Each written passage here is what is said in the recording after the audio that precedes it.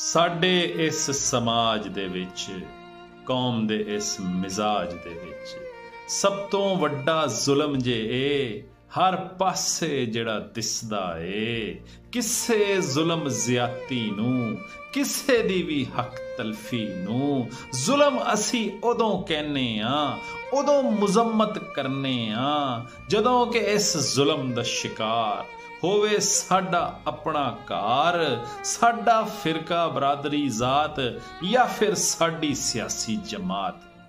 ਤੇ ਮਜ਼ਲੂਮ ਜੇ ਹੋਵੇ ਮੁਖਾਲਿਫ ਜਾਂ ਮਹਿਰੂਮ ਜੇ ਹੋਵੇ ਮੁਖਾਲਫ, ਤੇ ਅਸੀਂ ਤਾੜੀਆਂ ਮਾਰਨੇ ਆ, ਅਸੀਂ ਖੁਸ਼ੀ ਮਨਾਉਂਦੇ ਆ ਜਦੋਂ ਤੱਕ ਅਸੀਂ ਜ਼ਾਤ ਤੋਂ ਹਟ ਕੇ, ਆਪਣੇ ਹਰ ਮਫਾਦ ਤੋਂ ਹਟ ਕੇ ਜ਼ੁਲਮ ਨੂੰ ਭੈੜਾ ਕਹਿਣਾ ਨਹੀਂ, ਰਲ ਮਿਲ ਕੇ ਅਸੀਂ ਬਹਿਣਾ ਨਹੀਂ। ਸਾਡੇ ਉੱਤੇ ਆਪਣੀ ਆਪਣੀ ਅਸਬੀਅਤ ਨੇ ਤਾਰੀ ਰਹਿਣਾ, ਬਸ ਫਿਰ ਵਾਰੋ ਵਾਰੀ ਰਹਿਣਾ।